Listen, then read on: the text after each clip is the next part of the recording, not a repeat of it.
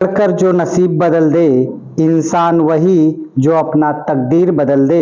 वक्त से लड़कर जो नसीब बदल दे, इंसान वही जो अपना तकदीर बदल दे।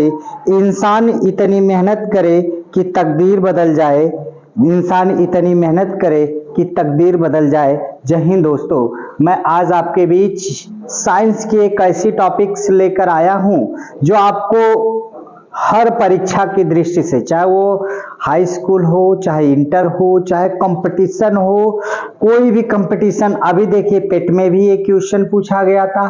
तमाम कोई भी कंपटीशन ऐसा नहीं होगा जिसमें आपको क्या करना पड़ेगा, ब्लड से क्वेश्चन नहीं आएंगे। तो ब्लड की टॉपिक आज पूरी मैं आपको प्रयास करूंगा एक महामैराथन के साथ कि पूरी ब्लड की टॉपिक को खत्म किया जाए। किस तरीके से क्या है, कितने महिलाओं में ब्लड होता है, कितना पुरुषों में ब्लड होता है और कितना हीमोग्लोबिन होता है। लोग कहते हैं ना कि मेरे शरीर में 9 ग्राम खून है, 8 ग्राम खून है, लेकिन मैं आज बताने का पूरा प्रयास करूंगा कि 8 ग्राम और 9 ग्राम खून है तो किसमें है। 8-9 ग्राम खून मतलब इतने से खून में आप जीवित रह पाएंगे क्या? संभव नहीं है। लेकिन आज मैं सारी चीजें आपको डिटेल्स में बताने वाला हूं, केवल आप वीडियो को अंत तक जरूर देखिएगा। तो आइए चलते हैं। सबसे पहले आपकी बात होती है ब्लड। ब्लड की बात हो, जिसको अंग्रेजी में ब्लड कहा जाता है, हिंदी में रक्त, या फिर उसके बाद क्या कहा जाता है, खून कहते हैं। और जब माता जी गुस्साती हैं तो कहते हैं तो भगवती माई उठा ले जाए तो खुनवा पी जाओ, तो ऐसे गालियां देती हैं। तो आप देखिए खून को क्या, आखिर जब हम लोगों को चोट लगती तो हम लोग मुंह से चाट लेते, जबान से चाट लेते, आखिर क्या कारण है कि वो खून पेट में जाकर बनता क्या फिर से खून? नहीं। उसके बारे में आज मैं पूरा डिटेल्स आपसे चर्चा करने वाला हूं कि क्या कारण है कि हम तड़ से जबान पे लगा लेते हैं। तो चलिए, सबसे पहले आपकी बात हो कि ब्लड की बात हो। अगर ब्लड की बात हो, ब्लड जिसको रक्त कहते हैं, तो आप सबसे पहला प्रश्न आपको मोस्ट इंपॉर्टेंट बनता है कि आखिर ये रक्त परिसंचरण, रक्त की बात की जाए तो रक्त परिसंचरण, आपकी बात की जाए रक्त परिसंचरण संचरण की खोज किसने की थी? की खोज किसने की थी? की खोज किसने की थी? खोज किसने की थी? किसने की थी? की थी। आपसे यही प्रश्न पूछा जाएगा कि रक्त परिसंचरण की खोज किसने की थी, तो आप बताएंगे की थी। तो सबसे पहला प्रश्न आपसे यही पूछ लिया जाएगा कि रक्त परिसंचरण की खोज किसने की थी। तो सीधी सी बात होगी, एक नाम होगा जिनका नाम है विलियम हार्वे साहब। William Harvey. कौन है?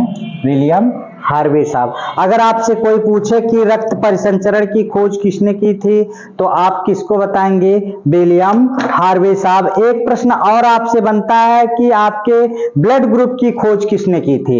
एक आप रक्त परिसंचरण की खोज किसने की थी, तो विलियम हार्वे साहब। अगर ब्लड ग्रुप की खोज किसने की थी, तो आप किसको बताएंगे? ब्लड ग्रुप की खोज किसने की थी? खोज किसने की थी? तो आप सीधे किसको बताएंगे? आपको लैंड स्टीनर साहब को बताएंगे। किसको बताएंगे? आप सीधे सी बात होगी, लैंड स्टीनर साहब को बताएंगे।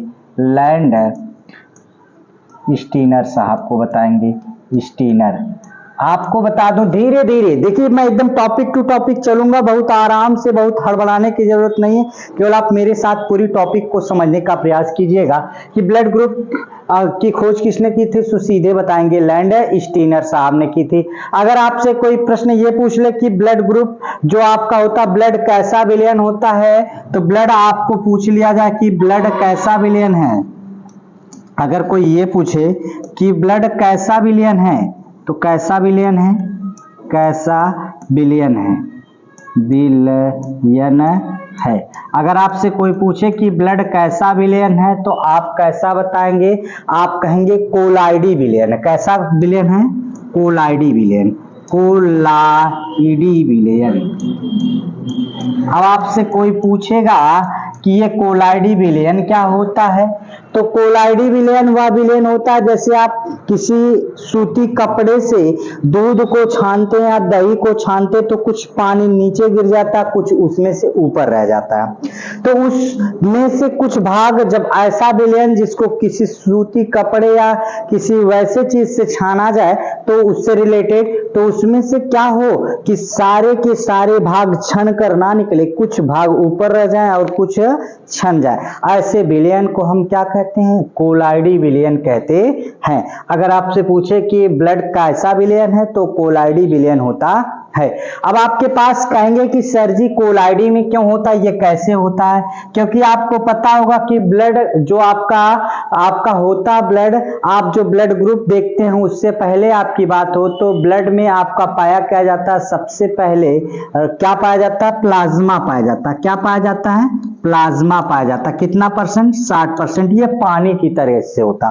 फिर उसके बाद क्या होता है, रुधिराणु पाया जाता है, रुधिराणु पाया जाता है, रुधिराणु पाया जाता है जो कितना होता है 40%। इस 40% में भी तीन चीजें पाई जाएंगी। क्या पाई जाएंगी, आरबीसी, डब्ल्यूबीसी आपका पाया जाएगा और प्लेटलेट्स पाया जाता है, प्लेटलेट्स पाया जाता है। देखिए आपकी बात होती है आरबीसी, डब्ल्यूबीसी और प्लेटलेट्स पाया जाएगा। इसको अभी मैं डिटेल में आपको बताऊंगा। मैं इसलिए बता रहा हूं कि प्लाज्मा पानी जैसा होता है और रुधिराणु उसमें से क्या होते हैं, आरबीसी, डब्ल्यूबीसी और प्लेटलेट्स के रूप में होते हैं। अभी मैं इसके बारे में खूब डिटेल से आपको चर्चा करने वाला हूं कि आखिर यह कितने दिनों तक जीवित रहता, किसको क्या जरूरत पड़ती है, कौन सी बीमारी होती है, किसकी कमी, सारे डिटेल्स आपसे मैं परिचय करूंगा। बस केवल आप क्या करिए, मेरे वीडियो को अंत तक देखिएगा, स्किप मत करिएगा और हर मिनट का ख्याल रख के मैंने इस वीडियो को बनाया। एक मिनट भी आप बोरिंग नहीं महसूस करेंगे। केवल मैं कुछ चीजें लिखने के बजाय कुछ चीजें मुंह से बोल दूंगा तो उसको भी नोट्स कर लीजिएगा, आपके सिलेबस में बड़ा इंपॉर्टेंट रखने वाला। चलिए, अगर ब्लड पूछा जाए कि एक कैसा विलयन होता है तो कैसा होता है, कोलाइडी विलयन होता है। अगर इतनी बातें आपको समझ में आ गई हो तो आप समझ लीजिएगा। ब्लड की बात हो तो एक और चीज होती है, ब्लड कैसा उत्तक होता है, ब्लड कैसा उत्तक होता है, कैसा उत्तक होता है, कैसा उत्तक होता है, उत्तक होता है, कैसा उत्तक होता है, तो ये संयोजी उत्तक होता। क्या होता है, संयोजी उत्तक होता। क्या होता है, संयोजी उत्तक, संयोजी उत्तक होता। और संयोजी उत्तक का मतलब क्या होता है, थोड़ा सा समझिएगा।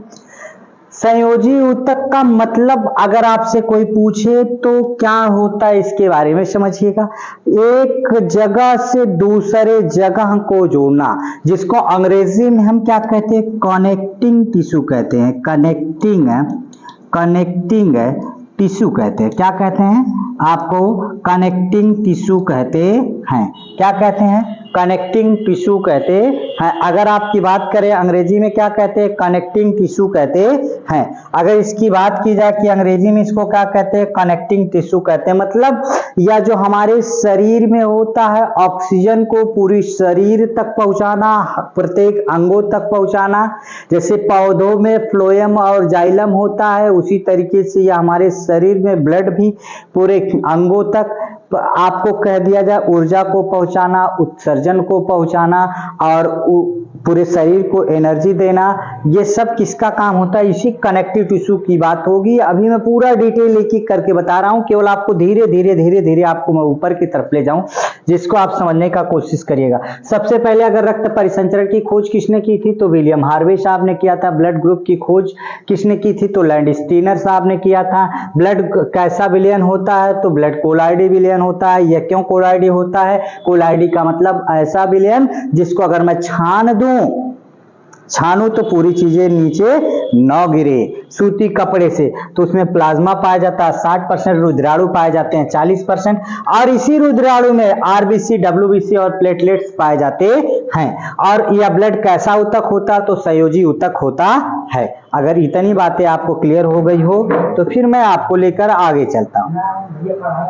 चलिए, अगर इतनी चीजें आपको समझ में आ गई हो तो यहां से आप अगर पूछेंगे कि ब्लड का पीएच मान क्या होता है, ब्लड का पीएच मान, पीएच मान कितना होता आपको बता दूं तो ब्लड का पीएच मान 7 दशमलव कितना होता है 4 होता है। ब्लड का पीएच मान कितना होता है 7.4 होता है।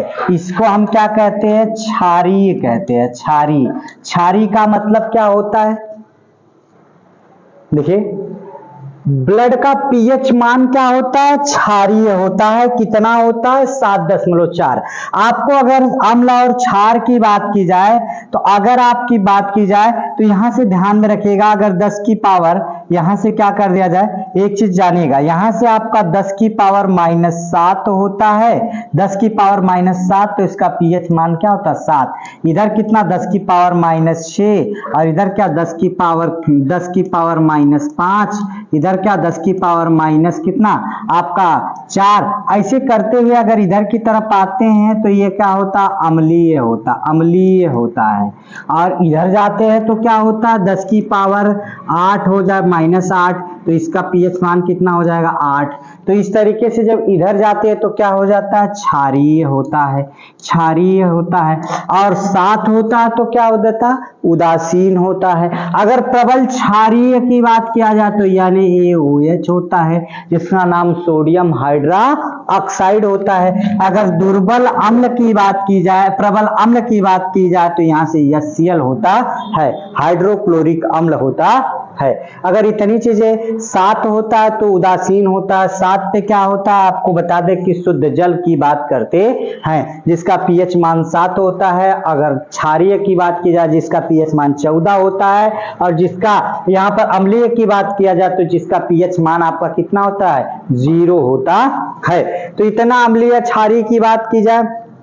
अब अगर आपके पास इतनी बात समझ में आ गई तो थोड़ा थोड़ा देखिए लंबी टॉपिक तो हो जा रही है, लेकिन इसी के साथ मैं कुछ चीजें एक्स्ट्रा आपको अतिरिक्त बताते जाऊंगा जिस भी टॉपिक से आपको मिलेगी। अगर आपसे पूछे जाए कि आप कहते हैं ना कि अगर शरीर से मैं 1 यूनिट खून निकलवा दूं, और खास करके औरतें तो अगर 1 सिरिंजी खून निकाल लिए जो चेक करने वाला होता है तो उतने में वो बेहोश होना शुरू हो जाती है। नहीं भैया, ऐसा कुछ भी नहीं है। आपके पास बता दो कि आपका जो वजन होता है, वजन के अनुसार जो वजन होता है, वजन का लगभग 7 से कितना या 8%, 7 से 8% क्या होता है ब्लड होता है। आपके शरीर के वजन से 7 से 8% ब्लड होता है। जितना आपका वजन रहेगा उसका 8% आपके पास क्या होता है ब्लड होता है। अगर इसकी बात की जाए तो आप यदि 40 किलोग्राम के हैं यानी कि 40 की ग्राफ है तो इसका 8% निकाल लिया जाए तो कितना हो जाएगा आपका 0 आपका कितना हो जाएगा 8 चौको 32, 1 0 बचा, दशमलव लग गया, यानी कि 3.2 लीटर लगभग खून मिलेगा। अब आप 70 किलो के हैं कि 65 किलो के हैं कितने हैं ये नहीं पता, लेकिन अगर बात की जाए एक नॉर्मल पुरुष की, नॉर्मल मनुष्य के, जो आपका नॉर्मल मनुष्य होता है, मनुष्य का जो ब्लड होता है, अभी मत कहिए कि 40 किलो का पुरुष होता है, नहीं भाई 40 किलो का नहीं होता, मिनिमम उसका वजन 60 किलो होता है। अभी जैसे हम ही लोगों को ले लीजिए, मिनिमम करते करते दुबले पतले तो दिख रहे हैं लेकिन 70 किलो के हैं। समझ में आ रही बात की नहीं। अब जब 70 किलो के हैं हम, इसका 8% निकाल लीजिए तो 1 0 कट गया, 8 7 56, यानी कि लगभग कितना 5.5 लीटर हमारे पास खून होगा।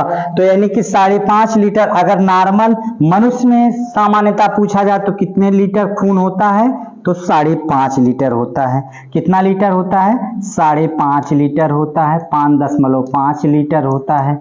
जबकि महिलाओं की बात की जाए, महिलाओं की बात की जाए तो इनके अंदर क्या होता है, जो महिलाएं होती हैं उन महिलाओं के खूनों की बात किया जाए तो कितना होता है। अगर आपकी स्त्री की बात कर लिया जाए या महिला की बात कर लिया जाए तो इनका कितना लीटर होता है तो 5 लीटर होता है। कितना लीटर होता है 5 लीटर। अब लोग कहते हैं कि ये आधा लीटर क्यों कम होता है, तो लोग कहावत होती है गांव में कि जो औरतें होती है वो पुरुषों का खून चूसने के लिए आधा लीटर कम होता है। नहीं, ऐसा कुछ नहीं है। क्यों कम होता है तो ये भी जान लीजिए, जो आयरन की मात्रा क्या होती है, आयरन की कमी के कारण, कमी के कारण उनकी जो आयरन की कमी होती है, जिसकी वजह से क्या होते हैं आपके, अगर आयरन की कमी के कारण ही उनके ब्लड जो होते हैं आधा लीटर पुरुषों की अपेक्षा क्या होते, कम होते हैं। और इन्हीं आयरन की कमी के कारण जो उनके बॉडी की क्षमता होती है, जैसे आदमी को एक मुक्का घींच के मार दिया जाए तो उस आदमी को उतनी चोट नहीं लगेगी, क्योंकि आयरन की उसके पास मजबूती, आयरन मतलब लोहा की मजबूती है। जबकि औरतों को अगर एक मुक्का घींच के मार दिया जाए तो वो बेचारी खटिया धर लेंगी, और खटिया धर लेंगी 2-3 दिन तक खाना नहीं है मिले वाला भैया, ये जान ला, अगर मरबा तो खाना ना पीवा भैया। तो क्या होगा, आयरन जो आपकी आयरन की कमी के कारण, किसकी कमी के कारण, आयरन की कमी के कारण ये होता है। अगर कोई पूछ ले कि महिलाओं में किस कमी के कारण, किसके कारण उनके 5 लीटर की खून होते हैं और पुरुषों में 5.5 लीटर, यानी कि महिलाओं में पुरुषों की अपेक्षा कम होती है, तो कारण यही होता कि आयरन की कमी के कारण।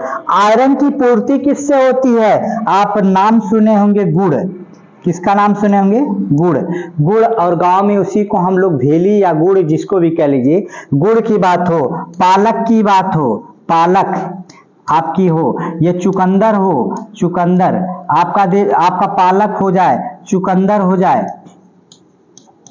आपका पालक हो जाए, गुड़ हो जाए, चुकंदर हो जाए, इससे टमाटर हो जाए, टमाटर, इनसे हमें आयरन की मात्रा मिलती है। ज्यादा अगर बात की जाए तो गुड़ हो गया, पालक हो गया, इन सब चीजों से आयरन ज्यादा मिलते हैं। और आयरन अगर पूछे जाए कि पुरुषों में क्या होता है, तो आयरन पुरुषों में जो होता अधिक होता है, महिलाओं में आयरन की कमी होती है। और यह मासिक चक्र की घटना के कारण भी महिलाओं का आयरन जो होता हमेशा, ब्लड हर महीने में उनका खराब ब्लड जो होता, कचड़े वाला ब्लड वो निकल जाता है, जिसकी वजह से भी उनके ब्लड कम हो जाते हैं। तो अगर आपसे बात की जाए कि वजन का 7 से 8% ब्लड होता है, पूरे शरीर के वजन का नॉर्मल बात की जाए तो 5.5 लीटर होता, महिलाओं में बात की जाए तो 5 लीटर होता है। क्यों आखिर कम होता है, तो कारण यही होता है कि उसमें महिलाओं में आयरन की कमी होती है, जबकि पुरुषों में आयरन की क्या होती है, अधिकता होती है। अगर इतनी बात आपको समझ में आ गई हो, तो ये बात समझ लिए हो,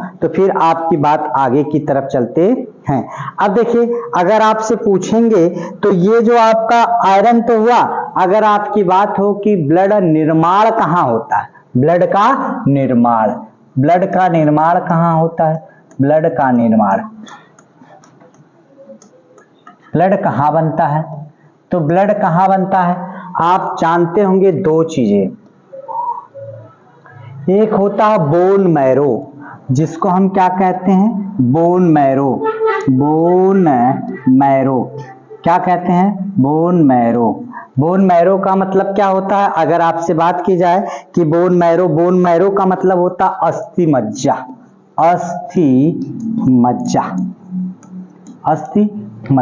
अब आपकी अस्थि मज्जा मिलती कहाँ है, अगर इसकी बात की जाए तो अस्थि मज्जा मिलती कहाँ, तो आपको मैं बता दूं कि अस्थि मज्जा कहाँ मिलती है। ये जो आपका ब्लड हड्डी होती है ना, तो हड्डी, जितने लोग मुर्गा खाते होंगे, मुर्गा खाते हैं या फिर उसके बाद और भी चीजें खाते हैं, तो उनके जो हड्डियां होती है, उस हड्डी में क्या होता है कि जो मोटी हड्डी होती है, मोटी हड्डी को जब हम तोड़ते हैं अपने दांत से, तो तोड़ने के बाद जो उसमें जालीनुमा होता है, उसमें ठूस के भरा होता है, जिसे मालूम पड़ता कि जाल भरा गया है, और वही जालीनुमा उसमें हड्डी जो होती है वही हमारा अस्थि मज्जा होता है, उसी अस्थि मज्जा से निर्माण होता है। अगर कोई पूछे कि ब्लड का निर्माण कहां से होता है, तो अस्थि मज्जा से होता है। जबकि बच्चों का निर्माण कहां से होता है, जो बच्चों में, जो मां के भ्रूण में पल रहे बच्चे होते हैं, बच्चे के ब्लड का निर्माण कहां से होता है, तो बच्चा जो मां के गर्भ में पल रहा हो, बच्चे के ब्लड का निर्माण, जो ब्लड होता है, ब्लड का निर्माण कहां से होता है।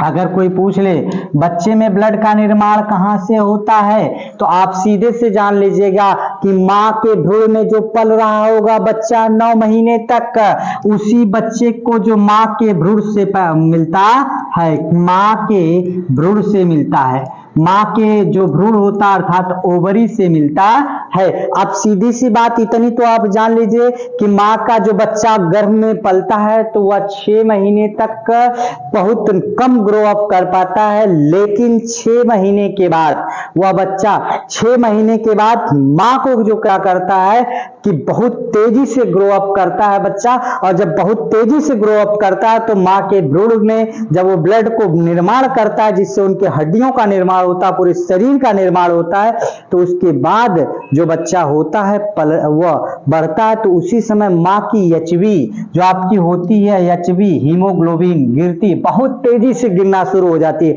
और उस समय यदि माँ का ख्याल नहीं किया गया तो माँ के साथ बच्चे की भी जान जा सकती है, इसलिए माँ का भी ख्याल रखने की जरूरत पड़ती है। माँ की कैसे ख्याल रखते हैं, उनको पर्याप्त मात्रा में आयरन दीजिए। आयरन में जैसे आपको भेली हो गया, गुड़ हो गया, टमाटर हो गया, पालक हो गया, चुकंदर हो गया, या फिर उसके बाद नारियल पानी हो गया, ये सब आपको पर्याप्त मात्रा में बच्चे की माँ को देना चाहिए।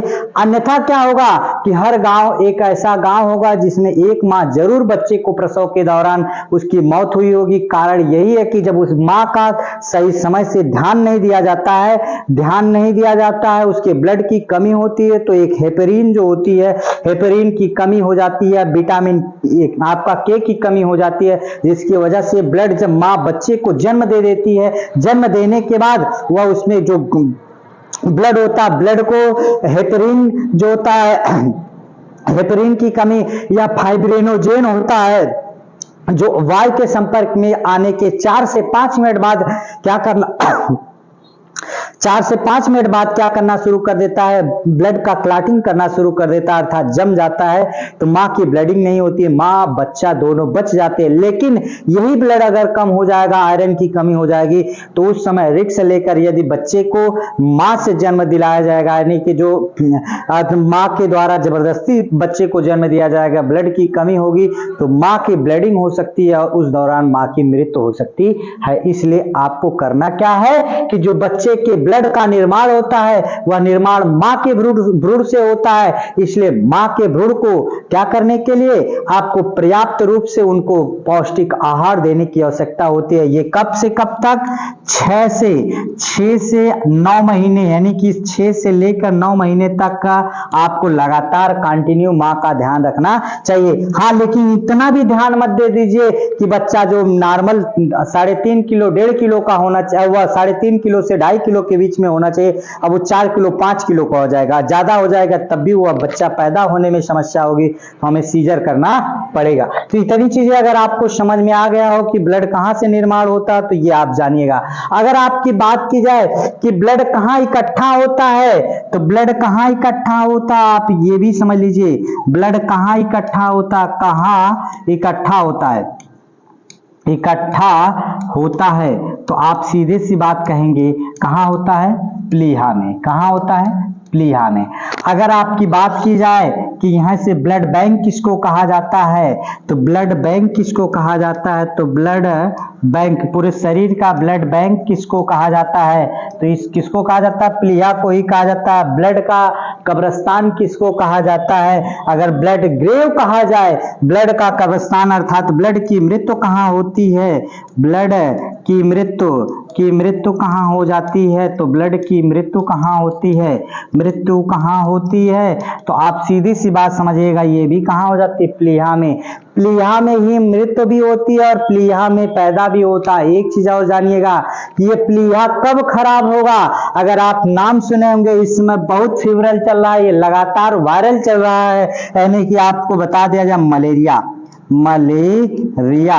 अगर मलेरिया नामक बीमारी हो जाए तो ये आपका प्लीहा काम करना बंद कर देगा, अर्थात ब्लड क्या हो जाएगा, पानी बनना शुरू हो जाएगा। तो आपको ध्यान में रखना है कि अगर मलेरिया जैसी खतरनाक, देखिए लिखने में थोड़ी सी मेरी राइटिंग गोबर टाइप है, लेकिन मेरी बात को समझ लीजिएगा आप लोग, ठीक है, बात को समझिएगा और बात ही आपके लिए इंपॉर्टेंट होगा कि अगर आपसे कोई पूछे कि ब्लड कहाँ इकट्ठा होता है, अर्थात ब्लड बैंक किसको कहा जाता है, तो प्लीहा को कहा जाता है। ब्लड का कब्रिस्तान किसको कहा जाता है, तो सीधी सी बात समझ लीजिएगा, ब्लड ब्लड की मृत्यु कहाँ होती है? तब भी प्लीहा में होती है। प्लीहा कब खराब हो जाता है? तो आपको मलेरिया जैसी घातक बीमारी हो जाती है, तब जाके आपको, या इसको हल्के में मत लीजिए करिए। अगर आपको ये मलेरिया हो जाती है और डेंगू हो जाता है तो बहुत तेजी से प्लेटलेट्स 20-20 हजार 30-30 हजार घटता है, और घटने के बाद आपके शरीर बॉडी टेम्परेचर को एकदम नॉर्मल कर देता है, ठंडा होना शुरू हो जाता है। अगर मलेरिया होती है तो आपकी बॉडी का टेम्परेचर ठंडा होना शुरू हो जाएगा और ब्लड का जो सर्कुलेशन होगा वो लगातार कम होता चला जाएगा। इसलिए आपको ध्यान में रखना है। इतनी बातें अगर आपको समझ में आ गई हो तो अब आप समझिएगा। इतनी बातें अगर आपको समझ में आ गई हो तो हम लोग आपको लेके चलते हैं एचबी हीमोग्लोबिन के बारे में अब चर्चा करेंगे। जो आप लोग अब तक चर्चा कर रहे थे कि सर जी हीमोग्लोबिन हमारी 8 ग्राम है, 9 ग्राम है, 10 ग्राम है, 12 ग्राम है, अब उसके बारे में पूरी डिटेल चर्चा मैं आपसे करने वाला हूं। और इसको नापा किसमें जाता है ये भी जान लीजिए। डेसीलीटर, ग्राम प्रति डेसीलीटर, इना की लीटर में नापा जाता है, डेसीलीटर में नापा जाता है। डेसीलीटर आप अगर जानते होंगे तो यहां से आप देखिए ऊपर जाएंगे, ये आपका लीटर हो गया, लीटर हो गया, और यहां से क्या हो जाता है, यहां से आपका डेसीलीटर हो जाता है, डेसीलीटर हो जाता है, और ये क्या हो जाता है, सेंटीलीटर हो जाता है, सेमीलीटर हो जाता है, सेंटीलीटर, और फिर उसके बाद यहां से मिलीलीटर, मिलीलीटर हो जाता है, और यहाँ से डेका हो जाता है, डेका लीटर, और फिर उसके बाद क्या होता है, यहाँ से हेक्टोलीटर हो जाता है, हेक्टोलीटर, और यहाँ से किलोलीटर, किलोलीटर। तो यानी कि ये डेसी से नापा जाता है किलो में। देखिए 1 2 3 4 4 जीरो यानी 4 गुणा होता है 4। आपसे अगर बात किया जाए 1 किलो में, 1 किलो में कितना डेसीलीटर, 1 किलो में कितना डेसीलीटर, तो आप लिखेंगे इकाई, दहाई, सैकड़ा, हजार, 10,000, 10,000 इकाई, दहाई, सैकड़ा, हजार, 10,000 litre, Deka litre, Deka litre, litre, यानी कि आपसे किसमें नापा, डेसीलीटर, डेसी लीटर, ये किसमें नापा जाता है। तो आप अगर आपसे कोई पूछ ले कि 1000 में, 1 लीटर में, 1 किलो लीटर में कितना लीटर, तो क्या कहेंगे, आपका 10,000 डेसीलीटर होता। अगर आपसे पूछे कि 1 लीटर में कितना डेसीलीटर, तो एक नीचे आएंगे तो 10 डेसीलीटर होता है। यानी कि 1 लीटर के 10वें भाग में, 1 लीटर के 10वें भाग में आकर हम इसको नापते हैं, तब जाके हम इसको नाप कर बताते हैं। अगर इतनी बात चीजें पता चल गई हो तो मैं एचबी के बारे में आपसे पूरा डिटेल से बात करता हूं। तो सबसे पहले आप जानिएगा एचबी, जिसको हम क्या नापते हैं। आप सीधी सी बात होती, इसमें कोलेस्ट्रॉल की बात हो, कोलेस्ट्रॉल, कोलेस्ट्रॉल क्या होता है, कोलेस्ट्रॉल जो होता है ये 200 ग्राम प्रति डेसी लीटर में नापा जाता है। अगर कोई कोलेस्ट्रॉल की बात करे तो यह किस नापा जाता है, 200 ग्राम डेसीलीटर, 200 ग्राम प्रति डेसीलीटर में नापी जाती है। अगर आपसे कोई पूछ ले कि एचबी पुरुषों में कितनी होती है और महिलाओं में कितनी होती है, तो पुरुषों में, जिसको हम मेल कहते हैं, मेल का मतलब पुरुष, अगर पुरुष में कोई पूछे कि कितनी एचबी होती है तो आप सीधी सी जानिएगा 14 ग्राम, 12 से 14 ग्राम, कितना ग्राम प्रति डेसी लीटर में, 12 से 14 ग्राम, यानी कि अधिकतम जो होती है 12 से 14 ग्राम, 14 ग्राम डेसी लीटर, ग्राम प्रति डेसी लीटर में होती है। जबकि महिलाओं में कितनी होती है, जो फीमेल होता है, आपकी बात की जाए कि फीमेल में, फीमेल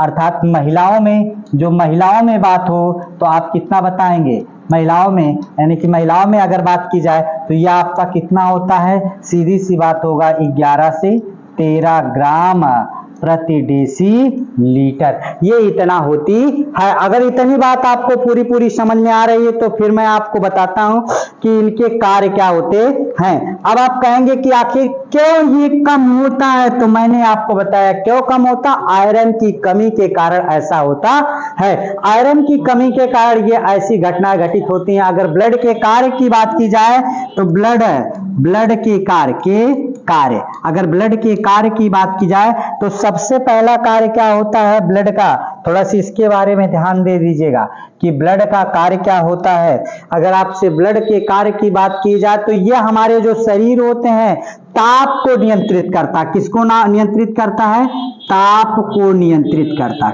नियंत्रित करता है, नियंत्रित करता है, क्या करता है, नियंत्रित करता। थोड़ा सा देख लीजिएगा, ताप को नियंत्रित करता है, तो चलिए, ताप को नियंत्रित करता, कैसे नियंत्रित करता? अच्छा, आप हॉस्पिटल में जाते हैं,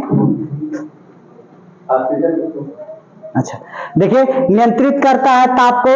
ताप को कैसे नियंत्रित करता है ये जान लीजिए कि अगर आपसे कोई पूछे कि भैया हमारा कितना डिग्री सेंटीग्रेड, आप कहते हैं करता है। अगर कोई आपसे पूछे कि कितना डिग्री सेंटीग्रेड ताप होता आपके बॉडी का, तो आप बताइएगा कि 37 डिग्री सेंटीग्रेड होता। वास्तव में नापा किस में जाता है? जो आपका ये थर्मामीटर लगाया जाता है, तो वो आपको नापता है आपके शरीर को फ़ारेनहाइट में। इसका तापमान, जो नॉर्मल आपके शरीर का तापमान होता है, वो 98.6 फ़ारेनहाइट में होता है। जो डॉक्टर साहब लोग नापते हैं वो किस में नापते हैं? फ़ारेनहाइट में नापते हैं। और जब फ़ारेनहाइट में नापते हैं तो आप ध्यान में रखिएगा कि फ़ारेनहाइट में 98.6 फ़ारेनहाइट से मात्र आप अगर 102 तक पहुंच गए तो आपके लिए समस्या है। यानी कि जो ब्लड का सर्कुलेशन है, क्योंकि ब्लड जो होता है किससे जाता है? आपके जो पोषक तत्वों को पहुंचाने का काम करता है, अर्थात फेफड़े से निकलकर, जो आपको जानते होंगे आप लोग,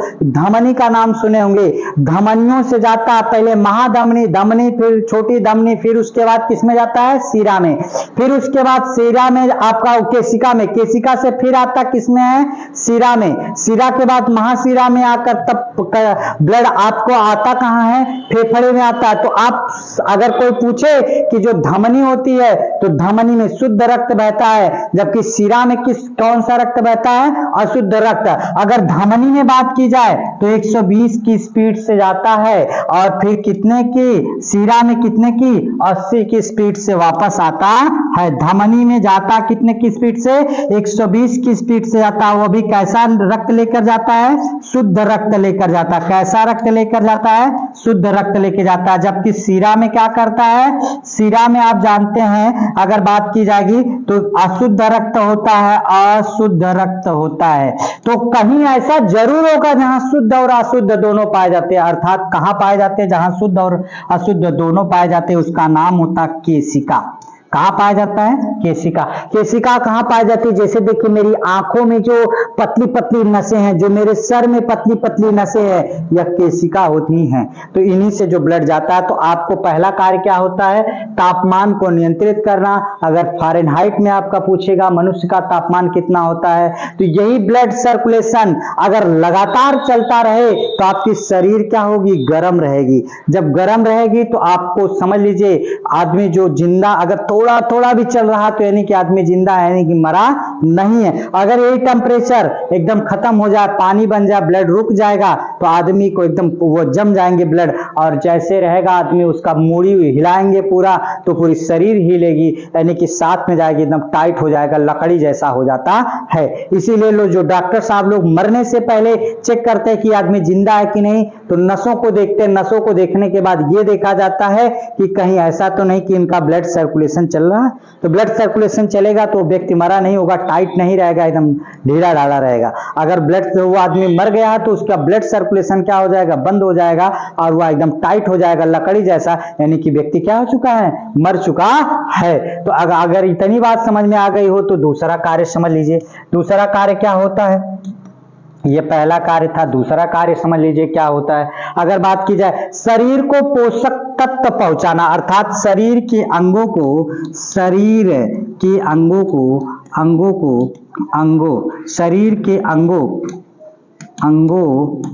को पोषक तत्व पहुंचाना।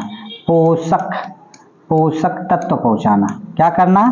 पोषक तत्व मतलब जो हम लोग खा रहे हैं शरीर में, वो जगह जगह तक हमारे पहुंचाने का काम कौन करता है? यही ब्लड ही करता है। इसी में जैसे आप देखिए, जो युवा वर्ग होता है अपने आप को लंबा करने के लिए, तो आप क्या करते हैं? स्पीड, हाइट, ग्रो अप खाते हैं, तमाम चीजें खाते हैं। तो कभी कभी ऐसा होता है कि वो पोषक तत्व तो किसी एक भाग में ही चला जाता है और वह शरीर का कोई एक अंग बढ़ जाता है। इसलिए जो प्राकृतिक नेचर ने आपको बना दिया है वही आप हैं, उसके अलावा कुछ नहीं है। तो सबसे पहले ताप को नियंत्रित करता है। दूसरा क्या होता है? शरीर के अंगों तक क्या करता है? पोषक तत्व पहुंचाता है। तीसरा कार्य क्या होता है? ऑक्सीजन को लाना, ऑक्सीजन को लाना यानी कि ले जाना, जो आपका ऑक्सीजन होता है ऑक्सीजन को ले जाना और कार्बन डाइऑक्साइड को क्या करना, वापस लाने का कार्य, यानी कि जो कार्बन डाइऑक्साइड होता है उसको बाहर करने का काम। यानी कि आपको सीधी सी बात होगा, जो आपका धमनी होगा उसमें ऑक्सीजन जाता है, जबकि सीरा जो होता है जिसमें अशुद्ध ब्लड होता है, कार्बन डाइऑक्साइड होता है,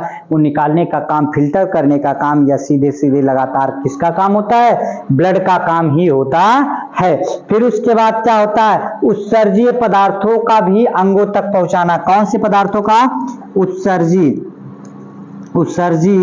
अंगों को शरीर तक पहुंचाना, शरीर तक पहुंचाना।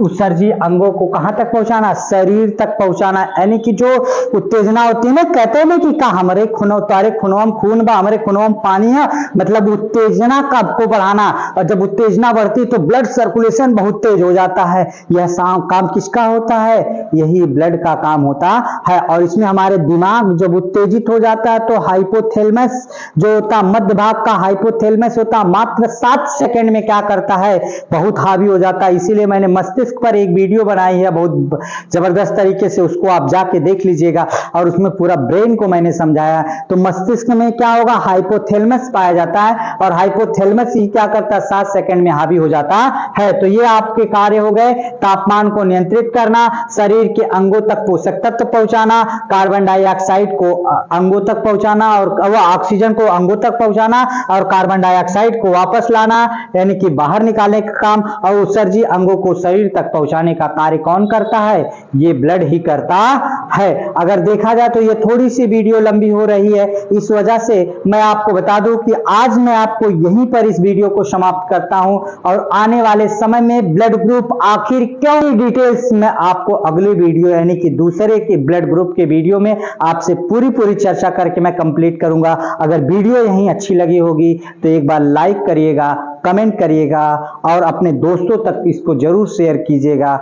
जय हिंद दोस्तों।